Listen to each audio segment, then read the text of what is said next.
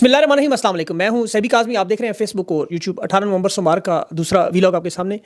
पहले सबसे खुफिया इदारों की बड़ी रिपोर्ट जो 24 नवंबर के हवाले से तहरीक इंसाफ से शदीद खौफजदा क्यों है।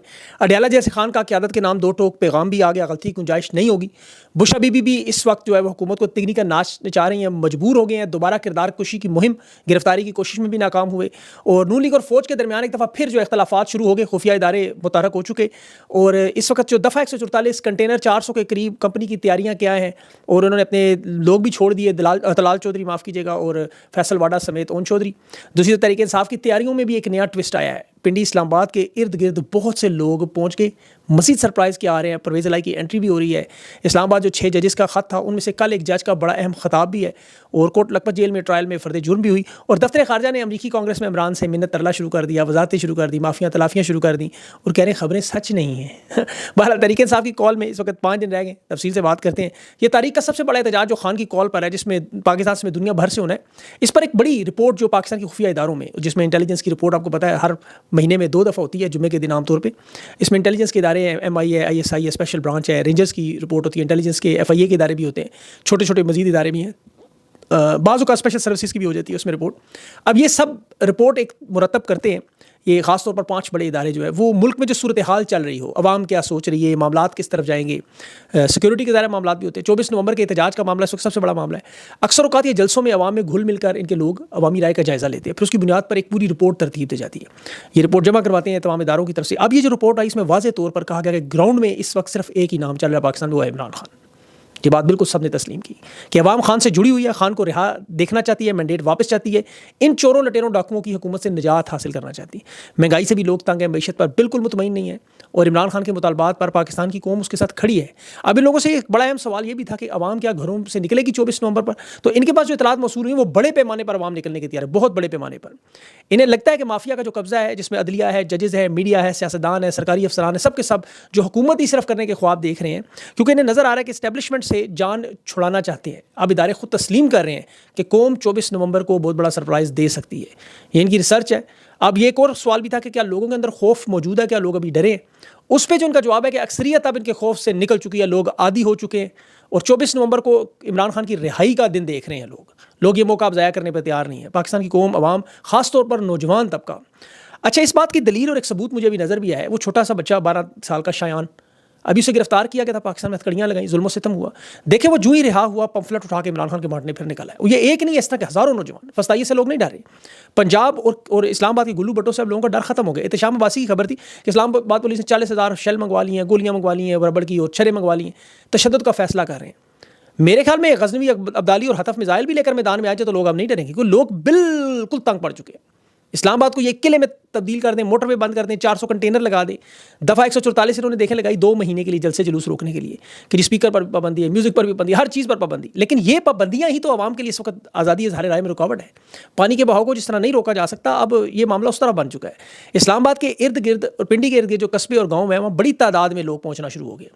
आप इन दोनों शहरों के जुड़वा शहर जिन्हें कहा जाता है, छोटे छोटे गाँव कस्बे देखें, वाकंट है, टेक्सला, मारगला है, तरनोल है, वहाँ चक्री है, गुजरखान है, फिर मरी है, फिर उसके साथ कोराल है। बड़े जितने भी इलाके बनते हैं वहाँ लोग हज़ारों की तादाद में अपने अजीज़ों अकारब, अपने दोस्तों के, अपने चाहने वालों के, रिश्तेदारों के घरों में पहुँच चुके हैं, पहुँच नहीं रहे।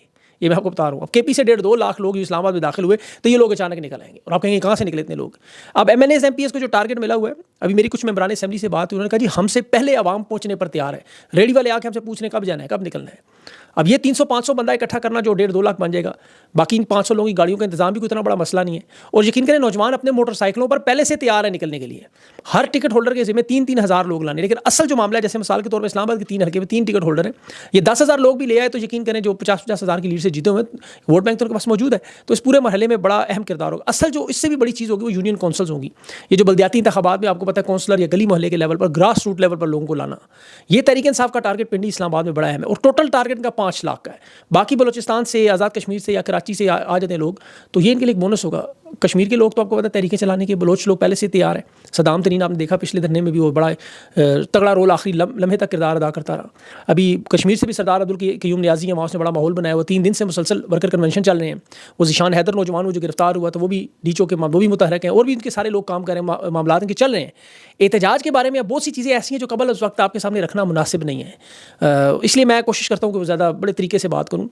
खान के बयान की तरफ चलते हैं। खान ने तो दो टोक पार्टी रहनुमाओं का जो एहतजाज में शामिल नहीं होगा उसका तहरीक इंसाफ से कोई वास्ता ही नहीं, बेहतर है कि वो खुद ही छोड़ के चला जाए। खान के अच्छा ये बयान बड़े अहम होते हैं, गौर से सुना करें और इन्हें शेयर ज़रूर किया करें, आंखें बंद करके शेयर फ़ौरन।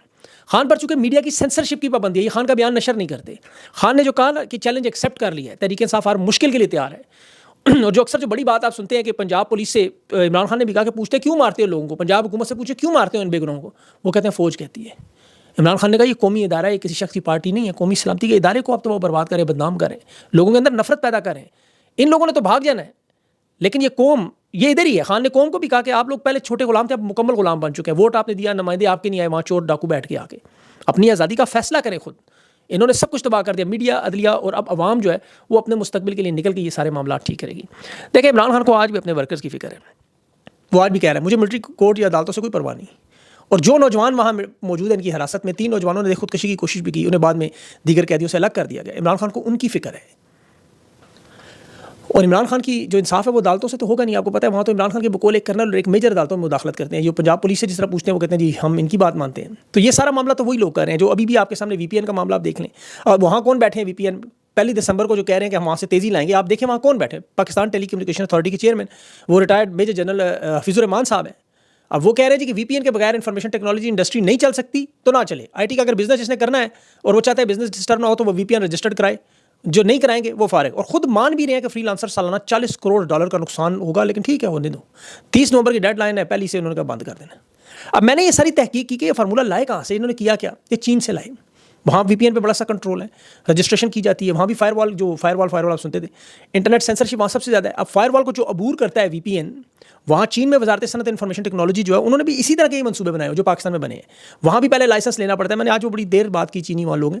अब चीनी कंपनियां जो काम करती हैं, जो बिजनेस करते हैं ओवरसीज, उन्हें इजाज़त दी जाती है रजिस्टर्ड करवा के। इन्होंने भी यहाँ पे वही बिल्कुल तरीके, लेकिन भूल गए उनकी इकानमी ट्रिलियंस में आप भूखे मार रहे हैं भाई। आपको कर्जा ना मिले आपने वैसे ही मार जाना है भूखे। तो ये सख्त सेंसरशिप जो है जो इंटरनेट से, वहाँ देखें चीन में फिर भी लोग वहाँ बचकर अपना काम कर जाते हैं। अब वहाँ पे चूँकि गूगल के मुकाबले में उन्होंने व्हाट्सएप के मुकाबले में अपनी ऐप्स बनाई हुई हैं, सारे अपने प्लेटफॉर्म बनाए, तो लोगों को इतनी ज़रूरत नहीं पड़ती। उसके बावजूद खुफिया VPN चीन में बेतहाशा इस्तेमाल होते हैं, कोड वर्ड इस्तेमाल होते हैं, इमेजेस इस्तेमाल होते हैं, मीम्स इस्तेमाल होती हैं। और फिर जो ओवरसीज चाइनीज़ है वो उनको ट्विटर या रेडिट तक पहुँचा के शनाख्त छुपा के फर्जी नाम से अकाउंट से लोगों को सारी मालूमात पहुँचा देते हैं हुकूमत की, उसे ब्लॉकचेन टेक्नोलॉजी के जरिए या डिसेंट्रलाइजेशन नेटवर्क के जरिए। अब टोर ब्राउजर मैंने आपको उस दिन बताया था, TOR, ये इस्तेमाल करें, ये शनाख्त भी छुपाता है, आपकी रसाई भी करवाता है। फिर इसके अलावा प्रॉक्सीज बनती है, जो पढ़े लिखे लोग इसमें मदद करें हमारी सबकी, मिरर साइट्स बनाने में हमारी मदद करें। कैसे बनेगी, जो लोग जानने वाले रब्ता करें। ये जो ब्लॉकशुदा वेबसाइट्स हैं वो तो आपको पता है सोशल मीडिया की सारी साइट्स हैं, इन प्रॉक्सीज को बना के कैसे खोला जा सकता है, कैसे अपनी शनाख्त छुपा के वेबसाइट तक पहुंचा जाता है। वैसे तो आप गूगल पे जाएं, उनकी जो मशहूर प्रॉक्सी सर्विसेज हैं वो आपको मिल जाएंगी काफ़ी सारी। दूसरा तरीका तो वो मिरर साइट्स बनाई जाती हैं जिसमें जैसे आईना शीशा मिरर वो वाला, वो जिसमें किसी वेबसाइट को जब ब्लॉक करते हैं किसी में, तो एक सर्वर के मतलब जो लोडिंग होती है उसको तकसीम करके बैकअप के तौर पर साइट को इस्तेमाल करते हैं। अब उसमें ज़्यादातर जो मवाद जो है अक्सर वो ज़ाया होने की से बचाने के लिए उसको हिस्सों में तकसीम करते हैं। ये एक पूरा टेक्निकल काम है और ये ब्लॉकशुदा वेबसाइट को पहुंचने के लिए रास्ता तो ज़रूर है, लेकिन इसमें जो बहुत सारे एक्सपर्ट ही आपको तफसील बता सकते हैं। लेकिन मैं समझता हूँ जो बैरून मुल्क चाइनीज़ जिस तरह वहाँ पहुँच के पैगाम पहुँचाते हैं। अब आप यहाँ ये देखें कि जो चाइना के लोग दुनिया भर में वो 5 करोड़ हैं, जो अमेरिका, यूरोप, एशिया, ऑस्ट्रेलिया वगैरह में। लेकिन इस एतबार से पाकिस्तानी अगर आप देखें तो 1 करोड़ है पूरी दुनिया में, तो ये इतना बड़ा फ़र्क नहीं है चीन के मुकाबले। अब 1 करोड़ ओवरसीज़ पाकिस्तानी बहुत बड़ा असासा है और इन्हीं ने इस सारे मामले में किरदार अदा करना है। इन लोगों को सोशल मीडिया पे भी सबसे ज़्यादा एक्टिव होना होगा। बेशक आईडी छुपाएं, शनाख्त छुपाएं, लेकिन आपको अपना काम करना होगा। ये बहुत बड़ा काम है। देखिए हुकूमत ने सारा मामला किया क्यों, आप ये सोचें इसको। ये एक्स को, ट्विटर को क्यों उन्होंने रोका, क्यों बंद किया है? इन्हें शिकायत ही यहाँ से गालियाँ आती हैं। अच्छा यूट्यूबर वो तबते थे कि यहाँ पर खुल के हमारी सारी बातें बता दी जाती हैं। अब फेसबुक हो, यूट्यूब हो, ट्विटर हो, इन पर इन्हें तनकीद बर्दाश्त नहीं होती। मेन स्ट्रीम मीडिया तो उन्होंने वैसे ही आपको पता सारे का सारा खरीदा हुआ है, इश्तहारात उनको इतने दे दिए, खुद पंजाब हुकूमत कहते हैं उनको आप तो ज़रूरत ही नहीं आने वाले दिनों में। तो पाकिस्तान की कौम का ज़हन साजी में तो लोग नाकाम हो गए। अब दूसरा, इमरान खान की सबसे बड़ी ताकत सोशल मीडिया है। अब सोशल मीडिया पर खान का पैगाम जैसे मैंने आपको बताया आप आगे लाखों लोगों तक पहुँचाएंगे। अब खान की ताकत को ये तकसीम करना चाहते हैं, तोड़ना चाहते हैं। अब सोशल मीडिया आपको पता है इंगेज होता है सबसे ज़्यादा। अब यूट्यूब के वीलॉग्स हों, ट्विटर की ट्वीट्स हों, फेसबुक की पोस्ट हों, इंस्टाग्राम पे तस्वीर हों, टिकटॉक की वीडियोस हों, ये सारा मामला ओवरसीज़ पाकिस्तानियों के हाथ में। जिस तरह ये एहतजाज ओवरसीज़ पाकिस्तानियों का अहम मामला है और उस पर देखें इमरान खान ने भी बड़ा अहम कहा कि ओवरसीज़ पाकिस्तानियों का इसमें किरदार होगा। अब मैं बात करता हूँ नवाज शरीफ साहब की, जो अभी बिलावल माइनस करके बिलावल लाने की जो कोशिश है, उसमें देखें बाकायदा तौर पर अभी लंदन जिनेवा से जो एयरफोर्स का जहाज़ इस्तेमाल किया गया, जो खबरें आमतौर पर छुपाई जाती थी, ये खुद खुफिया अदारों के ट्विटर हैंडल से आपको पता ही ओपन सोर्स इंटेलिजेंस के नाम से ट्विटर हैंडल है, स्टार्ट कॉम ब्यूरो के नाम से। उन्होंने पूरी तफसील छाप दी कि मरीम नवाज़ कैसे निकली मुल्क से। एयरफोर्स A319 जहाज़ एयरलाइन से वज़ीर आज़म हाउस से कैसे हुक्म आया कि बरतानिया से इस्तांबुल और फिर वहाँ लेके जाएँ, और फिर इन्हीं 9 लोगों को वापस लेके आए। बाकायदा उनका फ्लाइट का डाटा भी लीक कर दिया। ये ओपन सोर्स इन्फॉर्मेशन टेक्नोलॉजी नाम उन्होंने रखा हो, लेकिन है वो खुफिया इदारों का ही कहूँ। अब यही इसहाक डार को भी लेकर आए थे, इसकी खबर भी उन्होंने दी हुई थी। अब एयर चीफ के भाई की अभी एयर चीफ की भी तोसी हुई है। उनका भाई नून लीग से NA65 से नसीर सिद्धू, आपको पता है उनके बड़े ताल्लुकात हैं नून लीग के साथ। तो उनके लिए तो जहाज़ जो है टैक्सी बना हुआ है, जिधर मर्जी ले जाए। लेकिन यहाँ अवाम के सामने सारा मामला इस तरह खोल के रख देना खुफिया इदारों की तरफ से, नवाज शरीफ साहब के मामला बिगड़ चुके हैं। उसकी वजह देखें क्या है कि सदियों का बेटा चला गया। ज़ाहिर है सदियों के बेटे के जाने के बाद जैसा काजी चला गया, सदियों का बेटा गया, तो ये इनकी वाकई ताकत बहुत सारी टूट चुकी है। नवाज शरीफ का खुफिया इदारों में वो असर और सूख नहीं रहा। एयरफोर्स की इस खबर को लीक करना ये बहुत बड़ा सवालिया निशान है, क्योंकि मुजरिम लोग हैं। ये मुजरमा को इस्तांबुल से लंदन लाना, अभी देखा जाए तो 9 दिन का खर्चा किसने दिया, किसकी जेब से पैसे लगे। वो इनकी जो उज़मा बुखारी साहब है, माफ़ कीजिएगा, वो तो कह रही थी कौन सी क़यामत आ गई चलेंगी बाहर, उन्होंने हाथ से स्मोक थोड़ी रोकनी थी। हाथ से थोड़ी रोकनी थी, किसने कहा? वो तो खुफिया इदारों ने बारिश करवानी है बगैर। और वो तलाल चौधरी साहब तो भी PTV पर बैठ के गले में गले में टाई बांध के घटिया गुफ्तगू करना शुरू हो गए उसके ऊपर, बुशरा बीबी के ऊपर। और नवाज शरीफ अभी 2 दिन पहले अखलाकियात का सबक सिखाता रहा। 12 इनकी जो खुफिया इदारों की तकसीम है, उसमें देखें इनकी जो हमायत में लोग मौजूद है वो मदद कर रहे हैं, बिल्कुल कर रहे हैं। और दूसरी तरफ इनके जो मुखालिफ हो चुके हैं वो भी बड़े लेवल पर इनके स्कैंडल्स ला रहे हैं बाहर, बड़े बड़े स्कैंडल्स। मतलब इनका कारोबार का एक और दूसरा बड़ा स्कैंडल देखें। अब इनकी जो कारोबार जिसमें मईशत ठीक करने का बहाना इन्होंने किया, उसे तबाह बर्बाद कैसे किया, वो स्कैंडल भी नहीं कि अपने लोग निकाल के लाए। ये जो फॉरेन इन्वेस्टमेंट का स्कैंडल ने रुका, SIFC को तबाह किया, खुद इन्होंने किया। इंडिपेंडेंट पावर प्रोवाइडर का आपने नाम सुना हुआ है। इंडिपेंडेंट पावर प्रोवाइडर्स जो कैपेसिटी पेमेंट्स हुकूमत से लेते थे, इनकी हुकूमत पाकिस्तान के साथ 5 साल तक के मुआहदे थे, 2027 में ख़त्म होने थे। 5 कंपनियों के साथ बाकायदा ज़बरदस्ती मुआहदे ख़त्म किए गए। बज़ाहिर अवाम को सालाना 60 अरब का फ़ायदा, और उनके मालिकान को किस तरह बुलाकर ब्लैकमेलिंग करके, ज़ोर ज़बरदस्ती से धमकियाँ दे के, एक को 4 मरतबा उन्होंने डरा धमका के उसके अहल खाना को ज़बरदस्ती मादे तब्दील करवाए। वो चीफ एग्जीक्यूटिव है शाह अब्दुल्ला, उसने वज़ीर आज़म शहबाज शरीफ को ख़त भी लिखा, उसे ECL से निकाल के उन्होंने जहाज़ से बैठा लिया बाहर। उसने कहा जुल्म ज़्यादती से मादे तब्दील करवा रहे हैं कि जी आपको इन्होंने 50 अरब का मुआहदा कहते हैं जी ऐसे ही ख़त्म करवाया। मुआहदे गलत हैं, ठीक है, लेकिन ब्लैकमेलिंग से, धौंस से, ज़ोर ज़बरदस्ती से करने का नुकसान ये है कि ये अब दुनिया में कोई इन्वेस्टर पाकिस्तान में नहीं आएगा। बिज़नेस कम्युनिटी की आपको पता है बड़ी छोटी सी कम्युनिटी है, और ये अरबपति लोग हैं, इनके बड़े ताल्लुकात एक दूसरे से, ये कोई आम लोग थोड़ी हैं।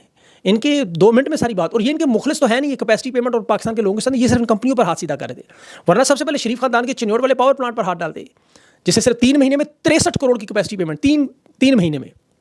और कितनी बिजली उन्होंने तकसीम की, कितनी बनाई, कोई ऑर्डर नहीं। ये 2013 में नवाज शरीफ वज़ीर आज़म बना था, चिन्योट पावर प्लांट बनाया गया था। 2014 में सलमान शहबाज को इसका लाइसेंस मिला था।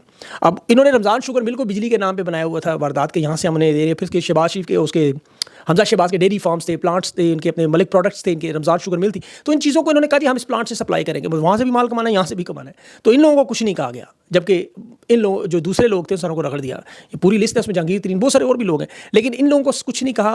और इन सब लोगों को पकड़ने का मकसद सिर्फ ये था कि पाकिस्तान में अब कारोबार आए ही ना, बिल्कुल। तो वो इनकी ख्वाहिश पूरी हो जाएगी। अब लोग नहीं आएंगे, पहले ही नहीं आ रहे था, बिल्कुल ही नहीं आएंगे। तो पता नहीं है कहाँ से अभी वो IT की वो मिनिस्टर कहती थी अब बरामदात हमारी बढ़ गई हैं, एक्सपोर्ट्स। भाई कैसे बढ़ सकती हैं आपकी एक्सपोर्ट? आपने लोगों को चिड़िया समझा हुआ है। आपके मुल्क में इंटरनेट ही नहीं चलता तो एक्सपोर्ट कैसे चलेंगे IT की? बहरहाल इंशाल्लाह अगले इंटरव्यू में मेरी कोशिश है कि खदीजा शाह साहिबा और इस्लामाबाद से सहाफ़ी मेरे साथ होंगे, उनसे कोशिश करूँगा इंटरव्यू की। अगर हो सकता है, अगर आज ना होगा तो कल ज़रूर सुबह आप देख लीजिएगा। अपना ख्याल रखिए, मुझे इजाज़त दें, अल्लाह हाफ़िज़।